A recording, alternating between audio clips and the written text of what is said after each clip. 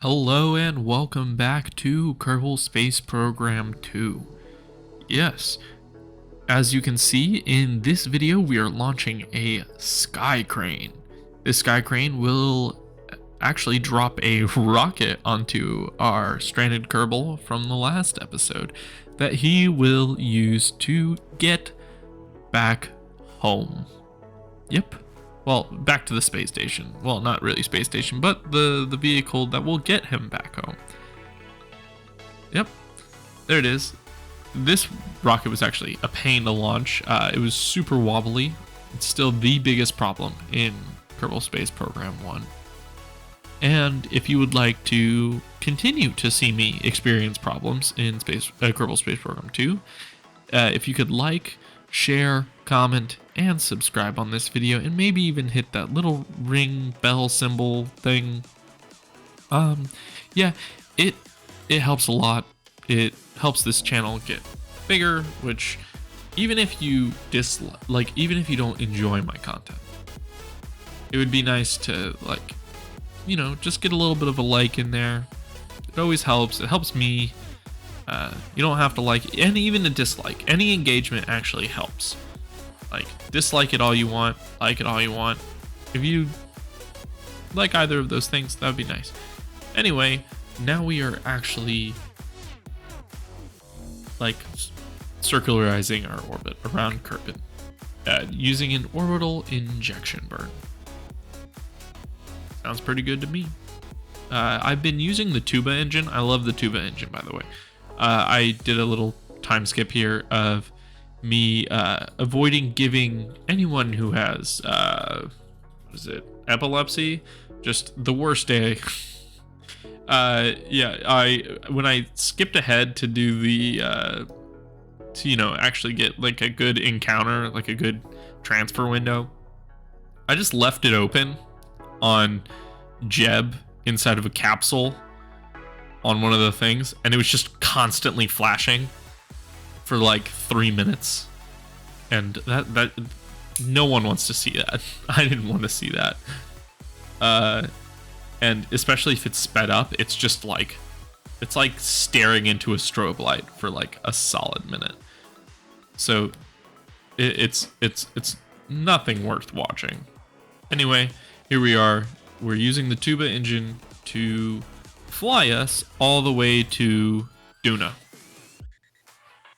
The burn total is around I believe it's 13,027 meters per second, and how much I had was probably around 17,000 meters per second. So it's not too much of a problem here. It's pretty easy going. I fast forwarded this part. Should probably do that more often. It makes things a lot more brief, easier to watch. I just fast forward through most of these. I mean, since it's a good feature, I should definitely use the good feature. Here I am actually getting an encounter. I was just short of an encounter, which is, encounters are kind of hard to do from so far out.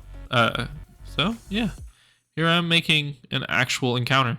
And I wanted to have it so it hits the atmosphere, so it aero brakes and, will actually do stuff. Here's my second mission that I am launching in this video. It's 2 separate launches. Like, whoa, you don't normally get this. Technically, there's a 3rd launch in this video too, but that's just off the surface of Mars, or Duna. Anyway, here we are, flying the second portion of our rescue mission, and that is the thing. So the old lander that I destroyed on the surface was the connecting piece between the top stage and the or at least I believe it is. It makes sense if it is the connecting piece between the actual habitation portion of the ship that brought them to Duna and the engine stage. Anyway, that ship is now in pieces on the surface of Duna, so it can't perform its function. yeah. So here we are flying out to Duna to actually help fix that. We're going to, and if you noticed, it's I also use the tuba again. And if you noticed, it's a hydrogen tank. The only reason I made it a hydrogen tank is, just for a little bit of extra fuel for the Kerbals to get back home. It's nice. So yeah, the blue is obnoxious, and I don't know why I did that, but it does appear quite well in the dark. So I mean, it has some merits. But it still looks terrible because it's just a big blue blob flying across the screen. Anyway, I just also just slightly missed the encounter because it's hard. But here I am actually fixing it, and it'll be available in 222 days. So I switch back over to the other vessel, which only had like 174 days, and now here it is actually making its correction burn, I guess it is. Correction burn, so that it'll actually hit the atmosphere of Duna, which is very important. And I think I still got it wrong. Yeah, I did. I have to add in another burn in 20 days. So, yeah. Here it is, going in, or 263 days? Yeah. Okay, anyway, here's the other one. The fairing for the bottom stage just appears. I don't know what the deal about that. It happens again later in the episode where the fairings just show up out of nowhere. I don't know what the deal is about that. It's just a dumb bug. But it's not like a game-breaking bug, unlike wobbly rockets. I hate wobbly rockets. Anyway, here we are. Just making our little burn real quick. And now I'm controlling the other rocket so I can know when I hit the atmosphere or have to do the slight correction burn. I forget which one we're doing. Oh, by the way, this is the 4th time I am recording this audio. I am absolutely worn out from it. It is not fun at all to have to re-record audio because your headphones keep disconnecting, and it makes it so that the audio input switches from your microphone to your headphones, which doesn't have a microphone. So annoying. Don't get JBL headphones. I'm fine with these headphones. My girlfriend got me these headphones. I love my girlfriend, so I love these headphones. Kinda. Anyway, here we are actually coming in to hit the atmosphere. And we're coming in pretty quickly, and we're gonna aero brake real quick. But I put away the air brakes. I don't know why I did that, but I'm gonna probably just whip them right back out again. While I am burning to actually be able to circularize, because we are coming in a little too hot. So there we go. Now we have a circular orbit, and we'll actually be, well, it's not circular, it's very elliptical, but technically there is no such thing as a circular orbit. They're all elliptical, whatever.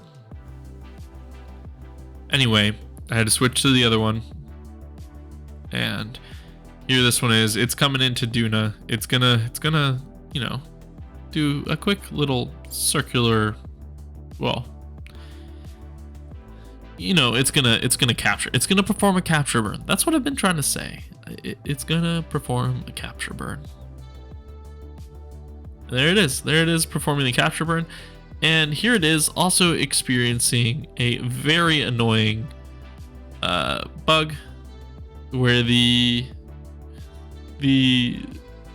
information just never changed. But it's fine. We don't need that rocket anymore. That rocket is done. we can get Bob back up to the upper stage, and they can spend another I think 4 years up here. They can spend another 4 years up here. It's nothing to these Kerbals. The Kerbals can live hundreds of years. This is seconds. This is a weekend trip to them. Kind of. Yeah, that little experience over there with Gilly, that kind of, messed some things up. But we are going to spend 31 meters per second to fix that and get ourselves dipping back down into the atmosphere. And there we are, coming in face first. Granted, I didn't want to go down in there face first, but we are currently coming in a little too hot. And, well, not a little too hot, but a little too steeply. So we are going to end up deorbiting. But I had to do this thing where I just kind of hovered it off of the atmosphere. It looked really cool when I did it. It's unfortunate that you guys only got to see very little of that. But I thought it was pretty cool how it just kind of like looks like it's not really hovering, but it's flying along the surface at a great rate of speed.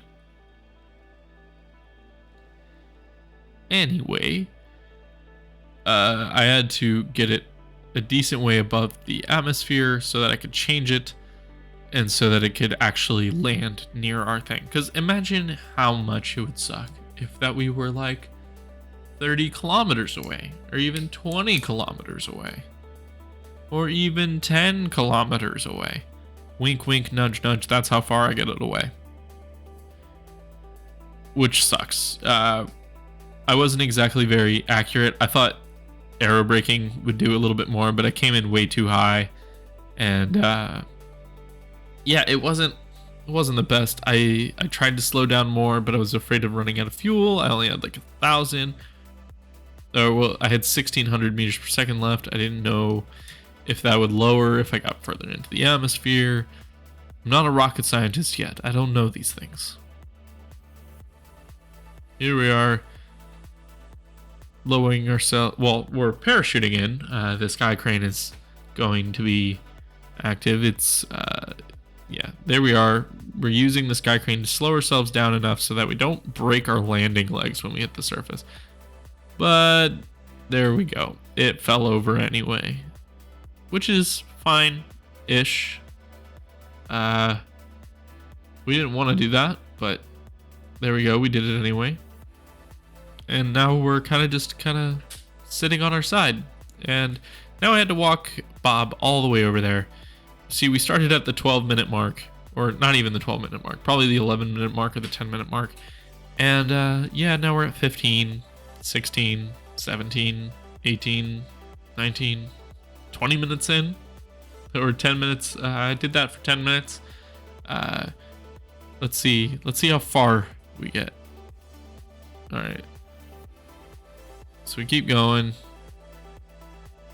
Oh, look, I've been doing this for 20 minutes now. And we're still like 3 kilometers away. Yeah, this took forever. This was actually pretty brutal. You're watching this at 20 times speed. Oh, look, I did it for 30 minutes now.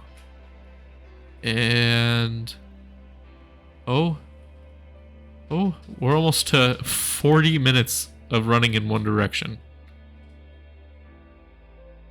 40 minutes. Yeah, this was brutal. This sucked. I was watching YouTube the entire time I was doing this. I was so bored. So look at that, 50 minutes. 50 minutes of doing that. It's insane. This guy was walking for so long. And it wasn't 50 minutes. It was actually probably a lot less than this. It was sped up 3 times speed, but still that's a lot. Here we are. And yeah, we hit a problem. We are on our side, so it's kind of hard to get it out. Probably should have left the doors open. That would have helped a lot. But now I'm upside down. Yeah, yeah. Bob is green paste. Green paste on the surface of Duna. And I spent probably 25 minutes trying to get him there. Yep.